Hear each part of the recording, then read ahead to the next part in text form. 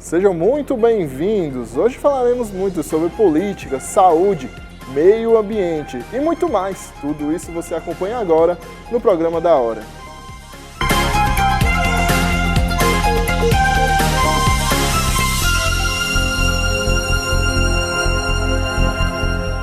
A TV União não se responsabiliza por conceitos, falas e diálogos entre os convidados em debates nos programas veiculados na grade. A direção.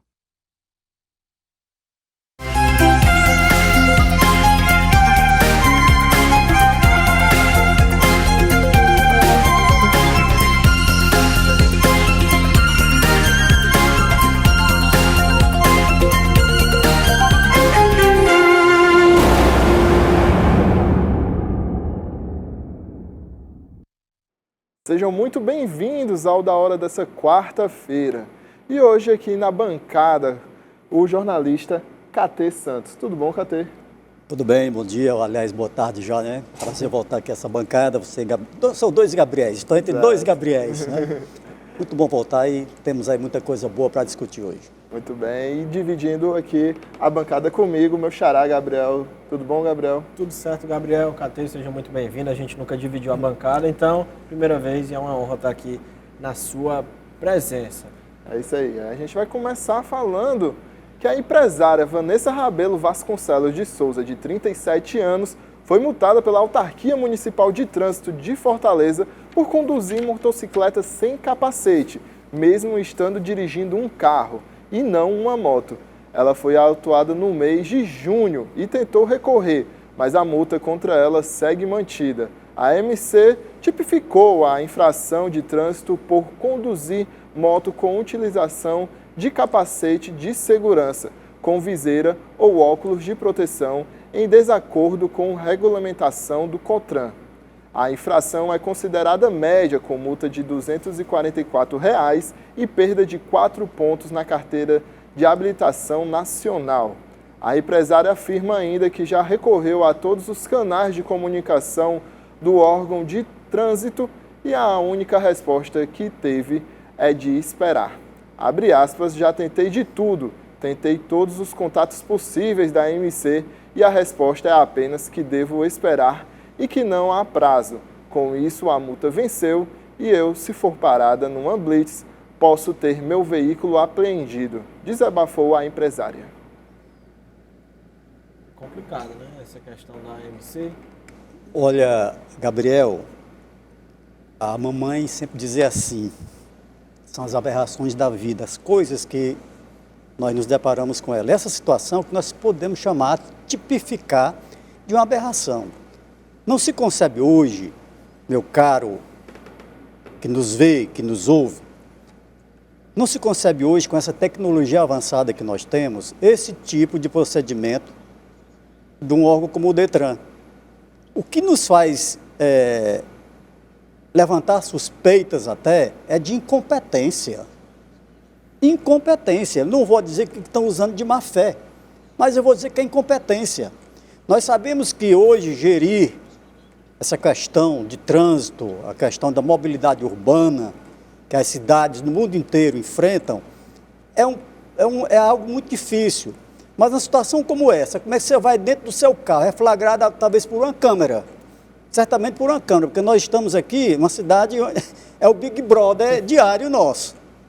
Então onde você passa, tem uma câmera te observando, te olhando. E será que essa câmera não identificou que essa senhora estava dentro de um carro, ao invés de estar numa moto? Eu vou dizer, é uma aberração, para não dizer uma piada de mau gosto, meu caro Gabriel Viana. É isso, e a MC acho que tem muitas outras coisas para se preocupar, não é? Olha, eu vim agora aqui na área central da cidade, tive que vir para cá e atravessar o centro de Fortaleza. Peguei a Quemeton de Alencar. Cheguei aqui na TV, aquele percurso ali do IJF até chegar aqui no Paulo Sarazate, foram 48 minutos. Naquele percurso, eu tenho certeza que várias pessoas, infelizmente, cometeram algumas infrações, porque é obrigatório. Você vem e divide um espaço numa rua estreita com ônibus, e com os outros veículos. Com pedestres. E com pedestres, ciclistas que trafegam ali. Então, num momento ou outro, você vai ter que avançar uma faixa do ônibus, ou seja lá o que for. Então, vamos cometer infrações. Mas para que nós não cometêssemos isso, o que cabe aí? É a senhora, a AMC, juntamente com o DETRAN, verificar a situação e criarem mecanismos, Gabriel. Criarem vias alternativas para que a gente que vai resolver os nossos negócios, as nossas coisas, tenhamos condições de trafegar nessa rua e não cometer esse tipo de coisa. Quando nós nos deparamos, olha, existe no DETRAN a JARE, que é uma junta que vai cuidar de recursos e infrações, aquela coisa toda. E essa junta, ela existe só no papel. Como é que a senhora recorre desde junho para cá e aguardar até quando? No dia de São Nunca? Então isso revolta nós, que somos as pessoas que fazemos a cidade, o movimento, fazemos o mundo girar, são as pessoas. E as pessoas, na hora de serem tratadas como devem ser tratadas, não são. Eu vou repetir o que a mãe dizia, aberração. Isso é uma situação caótica, vamos dizer assim, eu não vou utilizar o termo palhaçada, porque os palhaços merecem respeito. Palhaço faz palhaçada para a gente rir. Mas isso aqui é para a gente rir, meu caro, que nos vê e nos ouve, para a gente rir de raiva. Não se concebe hoje um órgão como esse, numa medida estapafúrdia como essa, a pessoa dentro do seu veículo e ser multada como pilotando uma moto. Sabe, eu fico indignado, eu me coloco na situação dessa senhora. Então você, meu caro condutor de veículo automotor, seja moto, seja carro, caminhão, ônibus, a gente está passível de a qualquer hora, a qualquer momento, ser pegue numa situação esdrúxula, ridícula, absurda como essa. E acho que necessita de também uma melhor comunicação e uma maior celeridade para resolver essas coisas, né? Eu mesmo tive um problema com o pessoal do DETRAN quando fui renovar minha carteira no ano passado. Ficou um tempo, cheguei a ser parado numa blitz até explicar, mostrar os comprovantes que tinha feito o processo de renovação, mas a carteira não tinha chegado. É uma dor de cabeça e eu poderia ter feito que nem a Vanessa falou. Meu carro poderia ter sido apreendido se eu não tivesse comprovado que estava no processo e que o erro foi deles. Então, eu creio que falta essa celeridade e essa comunicação, um setor, acho que específico só para isso, não? Eu acho assim, dizem que o setor público, todo ele é bruto, ele não tem alma. Ele não tem alma. É vamos dizer assim, um ente bruto. Tudo bem. Mas foi criado exatamente para solucionar os nossos problemas. Se não fosse para isso, qual a função dele? Para que existir? E existe, vamos dizer assim, gerando altos custos para nós, porque lá estão técnicos que deveriam ser capacitados, que são bem remunerados para resolver o problema, mas o que nós estamos vendo aqui no caso dessa senhora é que não está sendo resolvido. É má vontade? Eu acredito que não. É incompetência? Também acredito que não.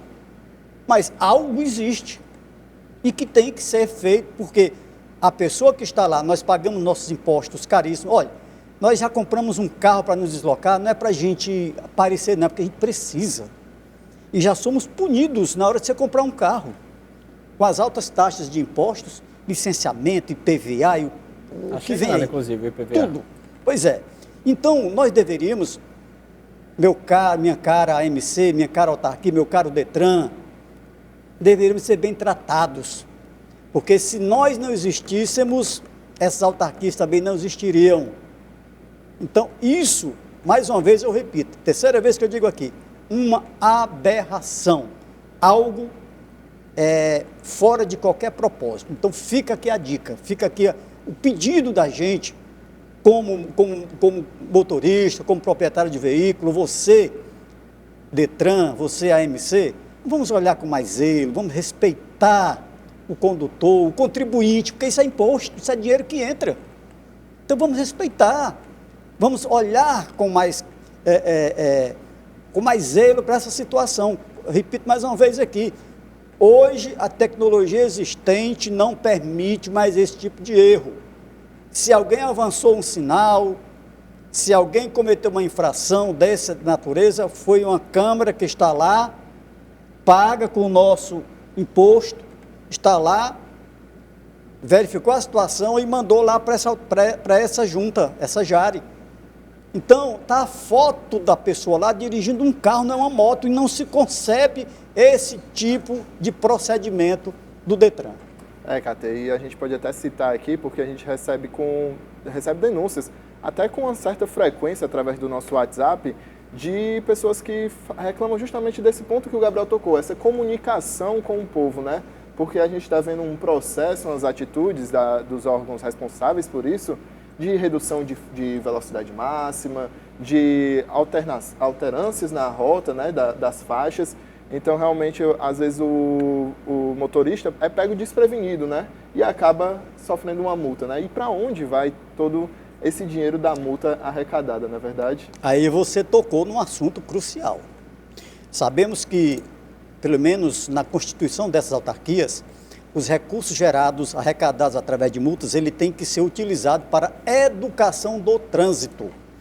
Mas nós não temos visto isso. Não temos visto. Ninguém vê campanhas educacionais, ninguém vê campanhas.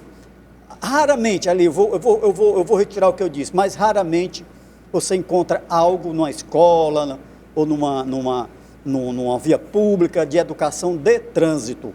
Essas instituições, elas estão voltadas, mas o foco é multar para arrecadar. Eu me lembro que há uns anos atrás, ainda na época do governador Ciro Gomes, quando foi prefeito, foi governador, na época do Ciro Gomes foi feito um levantamento que a arrecadação do Detran só perdia para a arrecadação da Cefaz no estado do Ceará. Daí você tira a situação. Então, é uma situação complexa e complicada, mas cabe a quem está gerindo esse setor dar solução para isso. Esse caso pontual dessa senhora, que foi multada de forma absurda, dirigindo o seu carro como se estivesse utilizando uma moto. Mais uma vez, eu repeti pela quarta vez, uma aberração. É isso, e a gente muda de assunto para falar que o presidente Lula discursou na Conferência das Nações Unidas para Mudanças Climáticas e falou que não basta evitar o desmatamento, é preciso cuidar da floresta e também que os países ricos têm que ajudar a pagar essa conta. Que nós estamos dizendo, não basta evitar desmatamento, é preciso cuidar da floresta, cuidar das pessoas que moram na floresta e cuidar da biodiversidade da floresta. Isso custa muito dinheiro e os países ricos têm que ajudar a pagar essa conta. É isso que nós queremos nessa COP e por isso eu vou ficar aqui para ouvir a Marina falar. Pois é, o presidente Lula, que compareceu à COP28, né, lá nos Emirados Árabes, lá em Dubai, é muito bom você ir lá fora e utilizar esse tipo de política.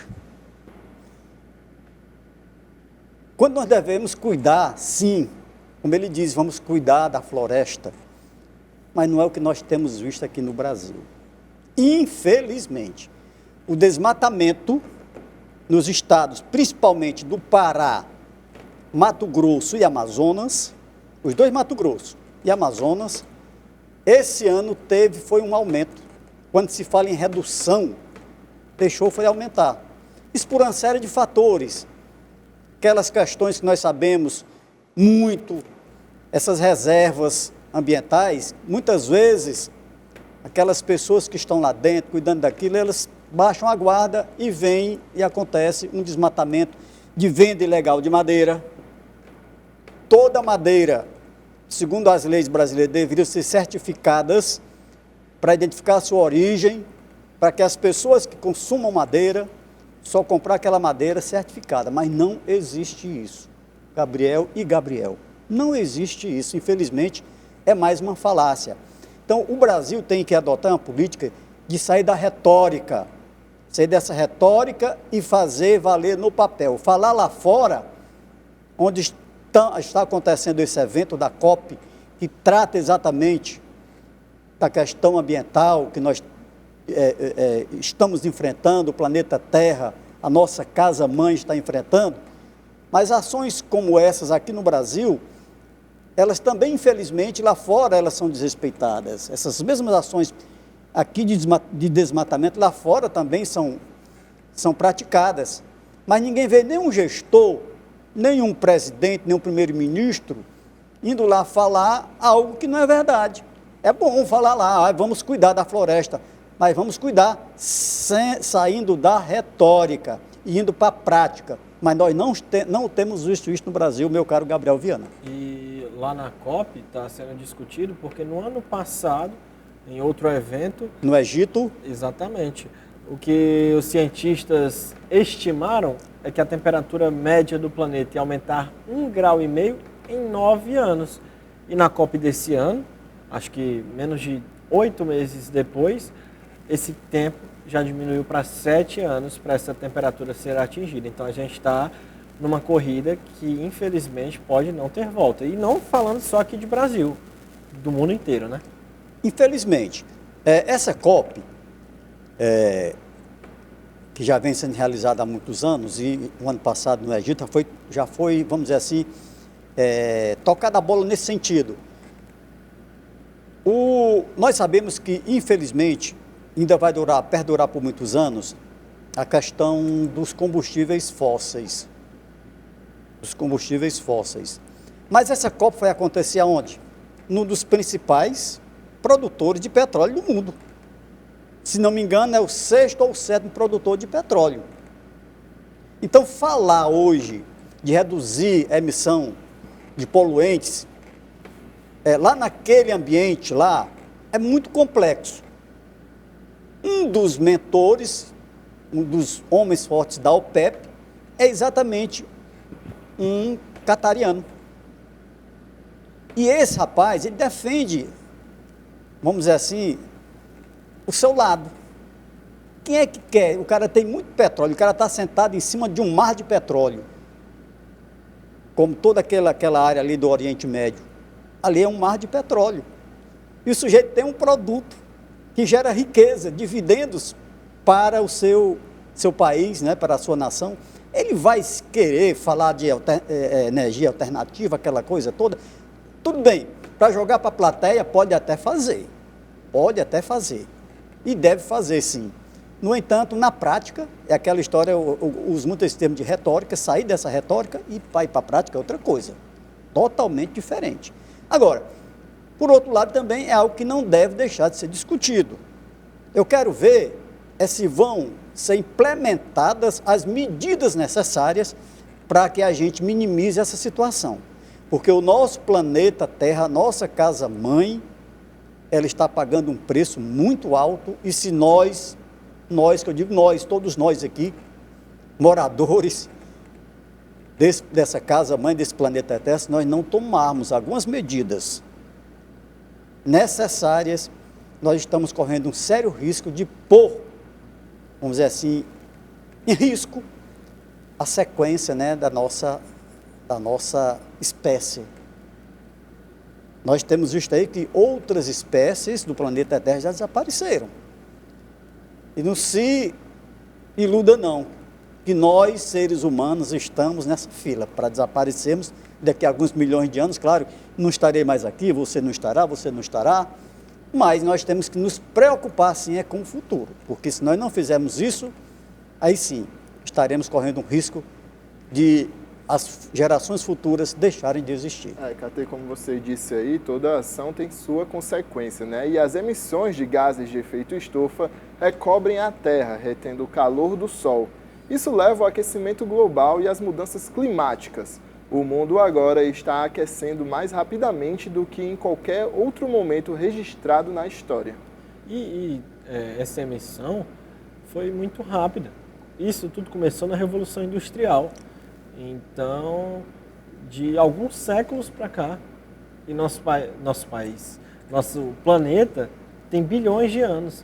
Então, se a gente fizer essa proporção, em algumas centenas de anos, a gente está conseguindo destruir um planeta de bilhões de anos. Então é complicado essa ação do homem, né? Gabriel Viana e Gabriel Henrique, durante uma época da minha vida, eu cursei engenharia ambiental.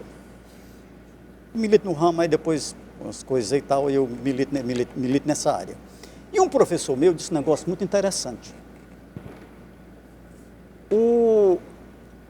Esse desgaste que o planeta Terra passa, ele é crônico, irreversível e contínuo. Crônico, ou seja, de muitos anos atrás, irreversível e contínuo. O que o homem pode fazer é, em determinados pontos, ele acelerar, como está acelerando agora com a produção exagerada desses gases lançados na atmosfera, acelerar esse desgaste, e em outras situações, com ações pontuais, dar uma freada. No entanto, isso não vai deixar de acontecer desgaste, porque aqui no lado do Gabriel, o Gabriel vai lá, dá uma freadinha aqui, faz uma ação boa, deu uma diminuída naquele desgaste. Mas do outro lado aqui, uma ação não muito boa, aumenta aquele desgaste. Então há um equilíbrio entre ação para moderar, para diminuir um pouco esse desgaste do planeta Terra e outros que avançam. É o caso, por exemplo, nós estamos vendo aí a questão dos combustíveis fósseis e os combustíveis alternativos. Os combustíveis alternativos, obviamente que eles vão diminuir o lançamento desses gases tóxicos na atmosfera, para diminuir. Mas, por outro lado, nós temos uma grande reserva de petróleo, de combustível fóssil, que quem produz quer vender.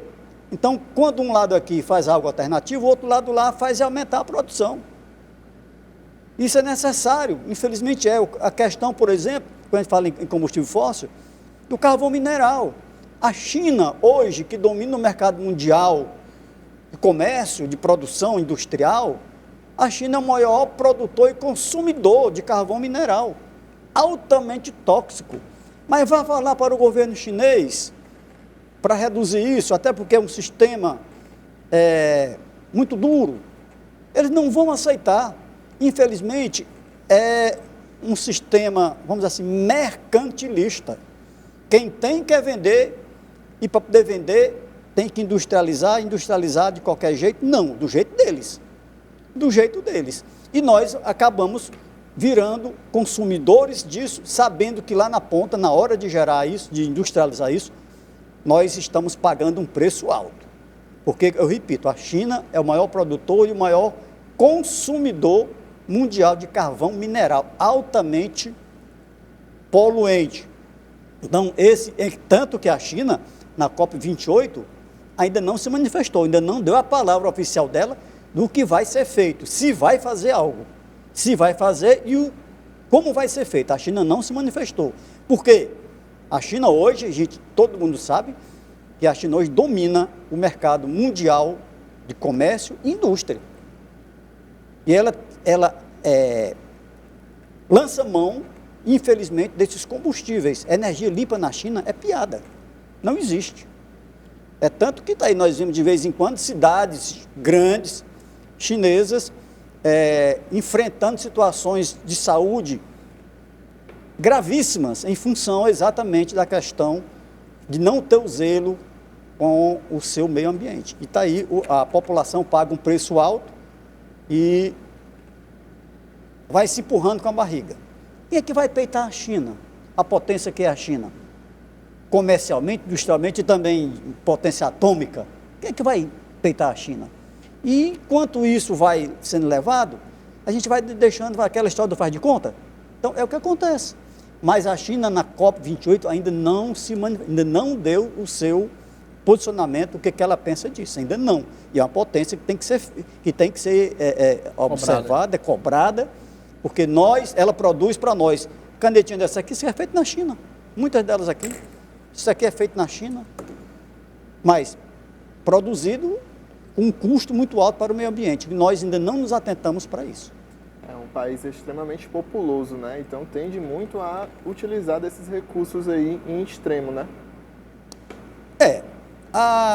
Você falou em população, a China hoje só perde para a Índia, né? A população da Índia hoje passou a da China Cantei, desculpa te interromper, nossa direção está informando que a gente tem que ir para a nossa primeira pausa. Na volta, Já? a gente continua, bom. a gente continua falando sobre meio ambiente e, claro, sobre outros assuntos.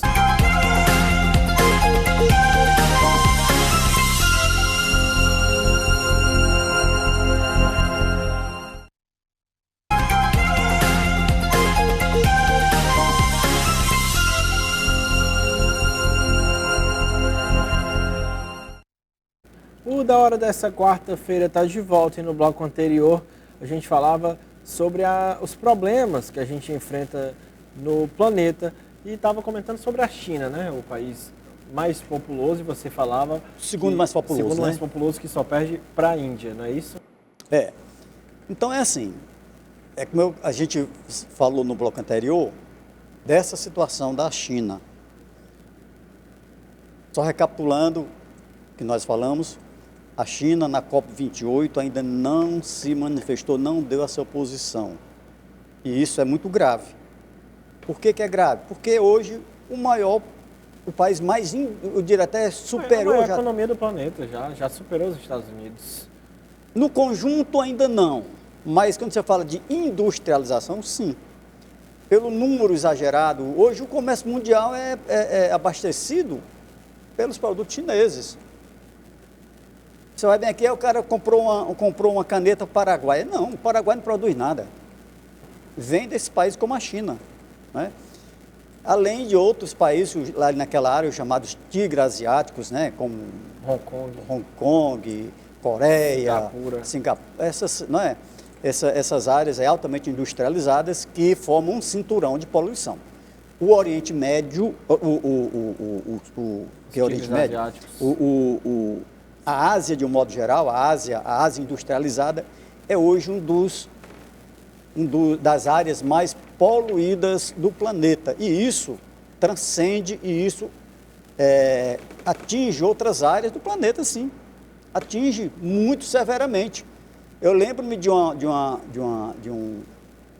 matéria, não faz muito tempo, de uma nuvem tóxica naquela área, porque juntou o gás produzido pelas indústrias, pelos veículos, né, de vários países e foi para a atmosfera e ali formou, vamos dizer assim, uma bolha que chegou na região da Ásia, que foi altamente prejudicial. Inclusive teve uma cidade grande, que eu não me lembro aqui, lá na China, que foi obrigado a fazer quando a pessoa fica em casa, né, da pandemia, aquele lockdown, para as pessoas não saírem de casa. Então isso, se nós não tomarmos medidas, tomarmos, né, precaução contra isso, vai continuar acontecendo e o ser humano, a espécie humana, como outras espécies que já foram extintas, correm um sério risco de desaparecer do nosso planeta. É isso, e a gente continua batendo nessa tecla porque a redução na geração de resíduos sólidos tem se tornado necessária. A produção em larga escala só é possível se o planeta tiver os recursos necessários para supri-la. Felizmente, o mundo está se conscientizando. Muitos empreendimentos estão aprendendo a gerenciar os resíduos. O avanço tecnológico também ajuda a solucionar esse problema. Um exemplo de redução na geração de resíduos sólidos é o uso de dispenser em hotéis e pousadas. Dispenser é um sistema que permite o acréscimo de seu conteúdo em quantidades convenientes, utilizado para acondicionar sabonetes, shampoos e condicionadores. O hóspede usará apenas o necessário, evitando o desperdício de toneladas em embalagens. Dessa forma, o gerenciamento de resíduos sólidos de um hotel se torna mais simples e a natureza agradece. É isso mesmo? Esse é o caminho? Deveria ser. Deveria ser. Nós sabemos que nós somos os únicos seres humanos, os únicos seres da face da Terra que geramos esse tipo de resíduo e que ele é prejudicial a nós. Vou dar um exemplo. Um cavalo, ele pasta, ele bebe no seu mesmo ambiente onde ele faz as suas necessidades. Claro que nós, seres humanos, não vamos nos comparar a isso, mas quando nós levamos isso, confrontando com a questão ambiental, aí sim, nós somos geradores de resíduos e que nós temos a obrigação de tratarmos, darmos o destino a esse resíduo. Infelizmente, os países não têm olhado isso como deveria olhar. Vou dar um exemplo aqui para vocês do descaso em algumas situações altamente prejudiciais ao meio ambiente. Aqui na costa do Havaí, aqui no Pacífico, nós temos lá um exemplo, eu gosto de usar esse termo aberração, porque é mais uma aberração, um exemplo ruim para nós seres humanos. Formou-se uma ilha de lixo, já está do tamanho do estado de Minas Gerais, e isso gerando uma catástrofe ambiental para aquela área.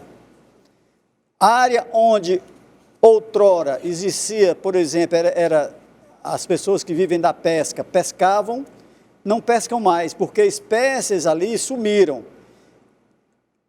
O lixo acumulado lá formou essa ilha tão gigantesca que não permite a passagem da luz solar. Não passando a luz solar, o bioma que está abaixo daquilo ali, ele não sobrevive.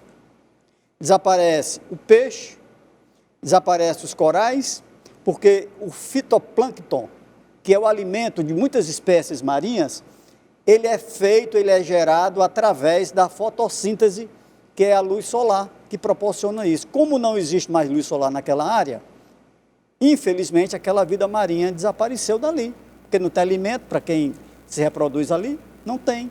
Então isso gera o quê? Prejuízo financeiro também. Empresas, pessoas que viviam da pesca naquela área, olha, eu estou falando de uma área, minha gente, do tamanho do estado de Minas Gerais. Por aí vocês tiram a situação como ela é difícil. Então, trouxe prejuízos ambientais? Trouxe. Prejuízos financeiros? Trouxe. Aí você vai e diz, e como é que isso foi se formar lá?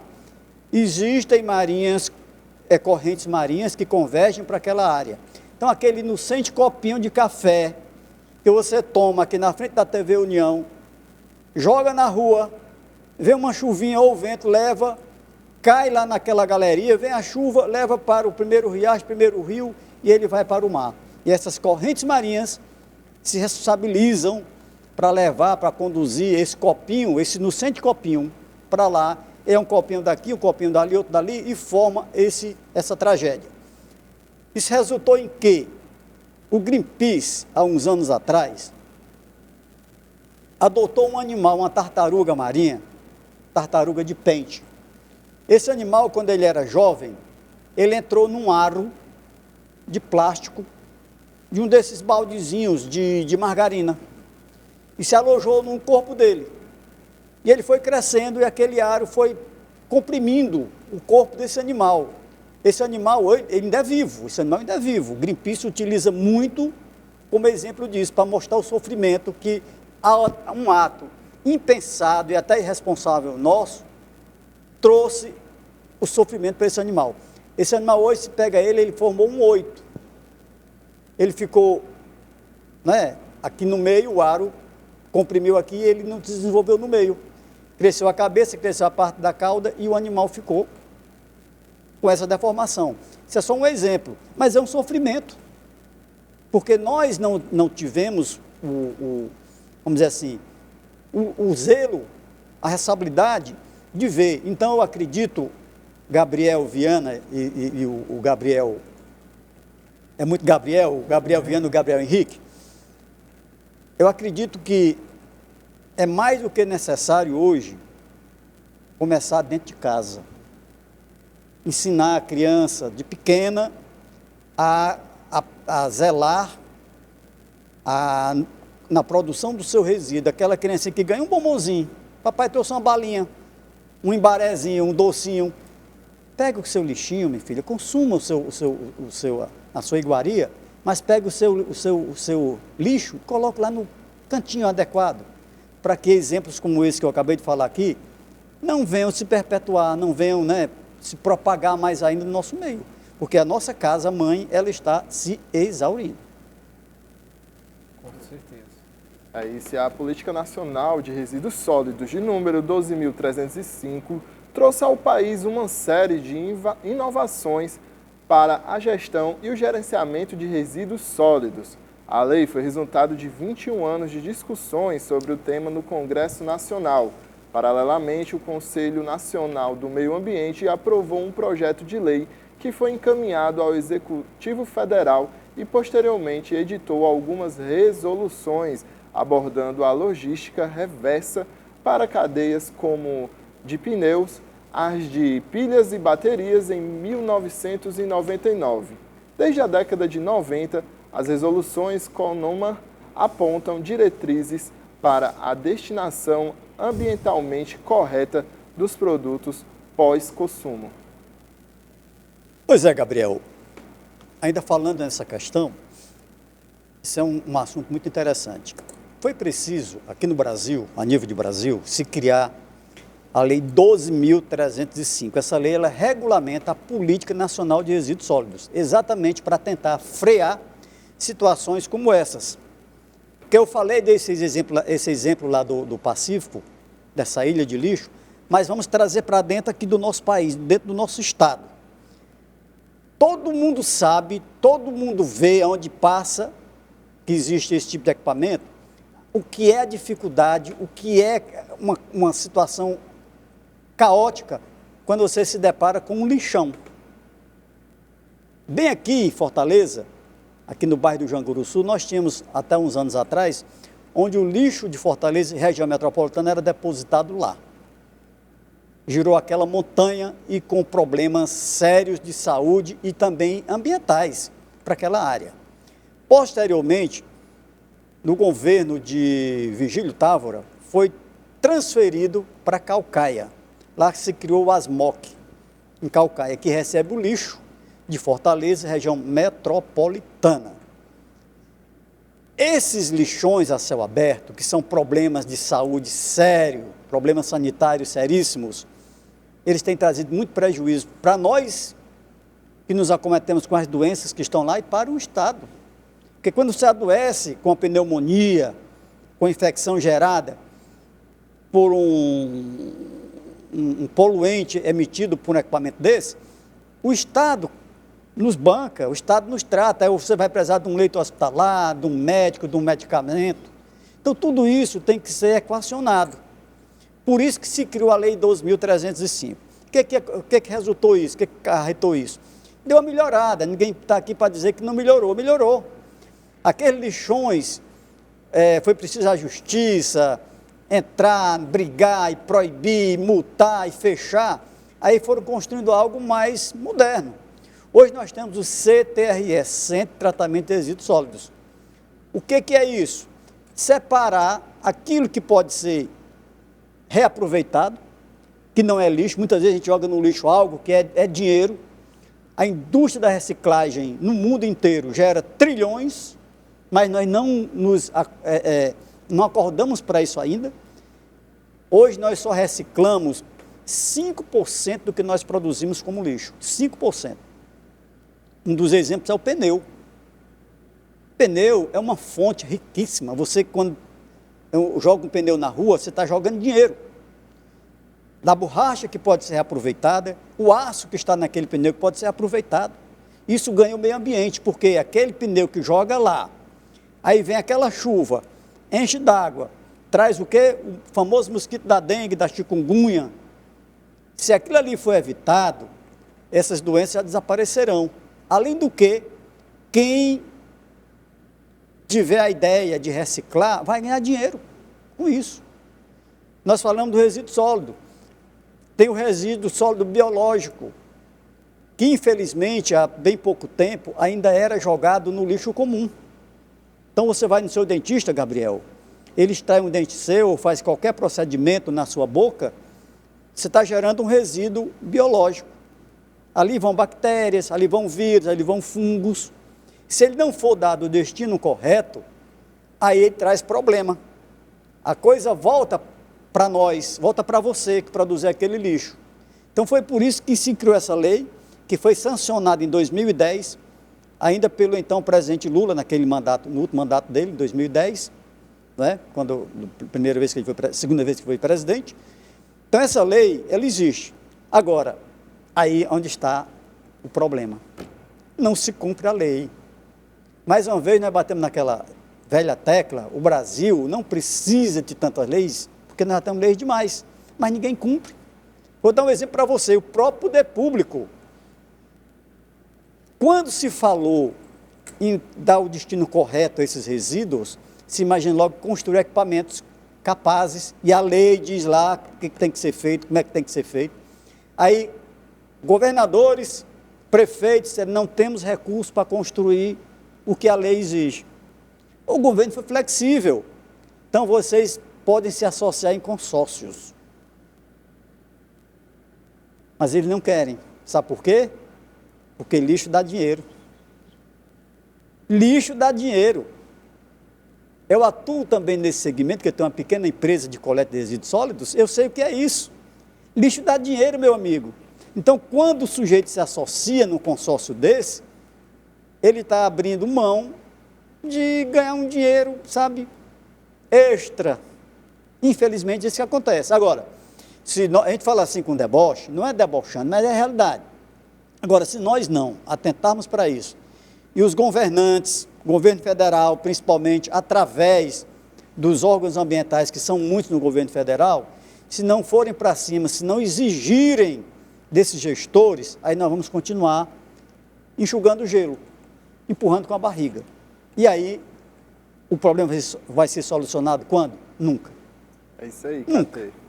E agora o Da Hora vai precisar ir para um rápido intervalo, mas não sai daí que a gente volta já.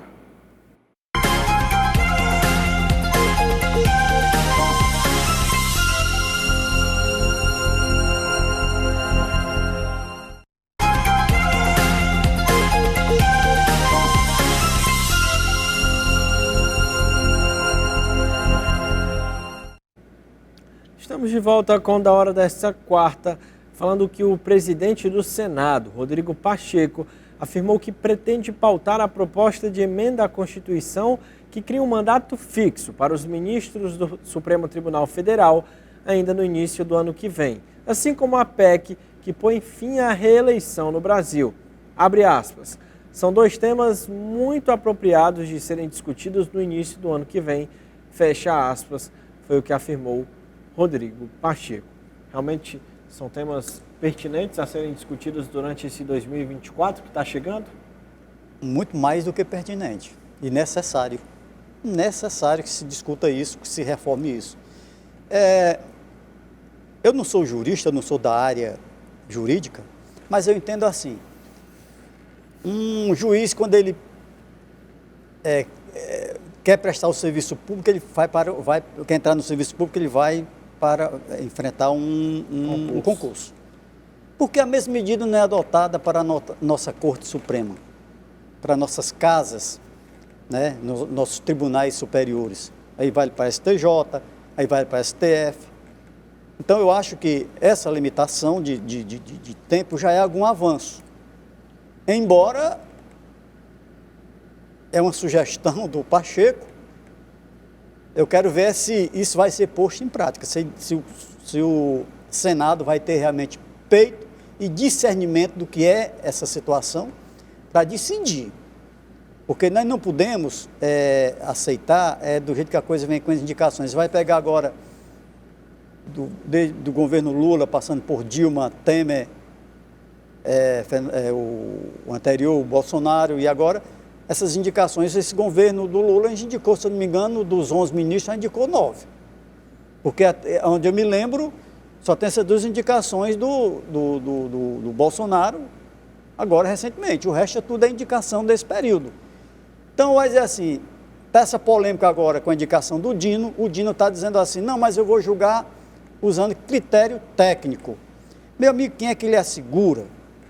Se eu chego aqui para ocupar um cargo, aí o Gabriel Viana diz assim, Caté, você está lá porque eu lhe botei, mas um dia que eu for defender uma demanda, julgar algo, será que eu vou ser imparcial o suficiente para aplicar uma punibilidade ao Gabriel, se eu estou aqui por causa dele, que ele me colocou lá? Então, isso gera essa suspeita, pode até não existir, não estou dizendo aqui que exista, mas é uma tendência, isso é do ser humano. A lei da compensação é do ser humano, minha gente. Até de forma Automática, né? É automático isso. Então, o que nós queremos é que haja um equilíbrio, né? Haja um equilíbrio, essa questão do Supremo. Né? Inclusive, você falou também ainda no bojo aí da questão Da reeleição. Da reeleição, né? Um dado interessante. Há bem pouco tempo, há 20 e poucos anos, nós não tínhamos reeleição no Brasil. Não tínhamos. E nós sabemos que a reeleição, ela gera vícios. Gera vícios. Eu vou dar um exemplo aqui, na minha Caucaia. Na minha Caucaia. O único gestor que conseguiu se reeleger em Caucaia foi o ex-prefeito Washington Góes. Os demais não se reelegeram por uma série de outras coisas. Caucaia é só um exemplo, mas tem outras cidades, Brasil afora. E quando se fala na questão de acabar o Instituto da Reeleição, para que esses vícios não venham atrapalhar as gestões, e quando você fala em aumentar o prazo para 5 anos, eu acho o ideal. Porque no passado era assim, o gestor ganha mais um ano, pode dizer já 4 anos é pequeno, um espaço pequeno para implementar determinadas políticas. Mas se o sujeito não quiser implementar, ele pode passar 5, 6, 10, 12, 15, 20 anos, ele não vai implementar nunca. Mas eu entendo que se houver um entendimento para 5 anos, ganhando mais um ano, eu entendo que seria o ideal. Qualquer gestor, querendo, em 5 anos ele implementa qualquer política que ele queira. Com certeza. E é aprovado a toque de caixa em votação na madrugada de quinta-feira. Um projeto da Câmara dos Deputados flexibiliza regras para licitações feitas por prefeitos e abre brecha para reduzir a transparência dos gastos públicos. Eu vou utilizar aí, Gabriel, de novo o termo aberração. Mas que é uma aberração mesmo, meu caro, você que nos ouve, nos assiste nesse momento, nos dá a honra da sua audiência. Ora, se a coisa com os ministérios, o Ministério Público Estadual ou Federal já agindo como vem agindo, e se afrouxar a regra, aliás, com o atual sistema, já acontece o que acontece, faço ideia afrouxando as regras. Me surpreende muito a Câmara dos Deputados votar uma medida estapafúrdia dessa, porque, olha, é o que os caras, os maus gestores, eu não estou aqui generalizando, porque ainda tem muita gente boa. Infelizmente, a maioria não é tão boa, mas ainda tem algumas pessoas boas nas gestões públicas. Mas para esses mal intencionados, esses que estão lá para se locupletar, para ganhar dinheiro no poder público, na vida pública, essa medida, infelizmente, é decepcionante para nós, contribuintes, nós como sociedade. Infelizmente, eu vejo aí como uma medida errada, praticada pela Câmara Federal. Mas vamos ver o que vai acontecer. Eu acredito que se houver também muita, vamos dizer assim, a coisa correr muito frouxa, acho que uma hora ou outra vão tomar alguma medida para frear, porque não é permitido. Nós, infelizmente, estamos num país repleto de pessoas que, infelizmente, se arvoram do poder público para enriquecer, para se locupletar. E a sociedade paga caro. Então, Câmara Federal, deputado federal, você, deputado federal cearense que votou a favor dessa medida, faça uma reflexão. Será que você agiu corretamente, agiu com a sua consciência ou você sofreu alguma pressão de algum lado? O fato é que, infelizmente, foi aprovado, mas eu acredito que na hora de ir para a sanção, alguém vai apresentar um modo aí de tentar corrigir alguma deformação, porque do jeito que foi aprovada, infelizmente, é uma decepção. Com toda certeza. E representantes da comunidade judaica voltaram a criticar o presidente Lula no último sábado, após uma nova fala criticando o posicionamento de Israel na guerra da faixa de Gaza. Em entrevista dada à margem da Conferência das Nações Unidas sobre Mudanças Climáticas, Lula chamou o primeiro-ministro israelense, Benjamin Netanyahu, de pessoa extremista e disse que a reação de Israel tem sido 1000 vezes mais grave ao que os terroristas fizeram. A Confederação Israelita do Brasil emitiu um novo comunicado nesse sábado, lamentando as declarações do presidente, comparando as ações de defesa de Israel a genocídio. Abre aspas. É uma acusação falsa que, vinda do presidente da República, ganha dimensões ainda mais graves. A CONIB, mais uma vez, pede serenidade e equilíbrio às autoridades neste momento tão tenso e doloroso, com aumento de manifestações antissemitas no Brasil e no mundo. Fecha aspas. E aí, Catê? Pois é, Gabriel. Infelizmente, é mais um tiro no pé que o nosso presidente Lula dá ao se reportar dessa forma. Falta, assim, um zelo maior na hora de emitir esse tipo de opinião.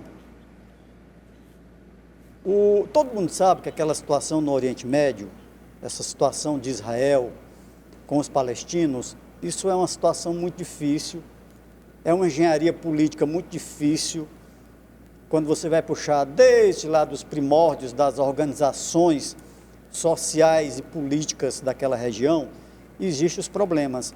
Então não é hora de um presidente de um país como o Brasil chegar e colocar esse tipo de lenha nessa fogueira que já está queimando e muito, não é? Infelizmente, foi mais uma declaração, vamos dizer assim, não vou dizer irresponsável, mas impensada, inadequada e fora de hora do nosso presidente, que representa 205 milhões de brasileiros. Infelizmente, o nosso presidente às vezes fala aquilo que não deve e na hora errada. Posicionamento muito difícil, porque já está lá numa situação de muita dificuldade. O país que Israel vive 24 horas por dia sob o estigma, sob aquela situação de dificuldade. Os extremistas que cercam Israel, cada um defendendo algo do seu interesse, eles estão lá e recebem mais uma injeção de ânimo, mais, vamos dizer assim, mais um, ao invés de chegar com o extintor e apagar aquela situação, o cara joga mais gasolina na situação com esse tipo de declaração. Infelizmente é ruim, pega muito mal para a diplomacia brasileira, e eu acredito que ele pode até se retratar posteriormente. É muito difícil, porque o que o presidente Lula fala, ele não gosta de voltar atrás, mas infelizmente foi-se uma declaração de infortúnio lamentável.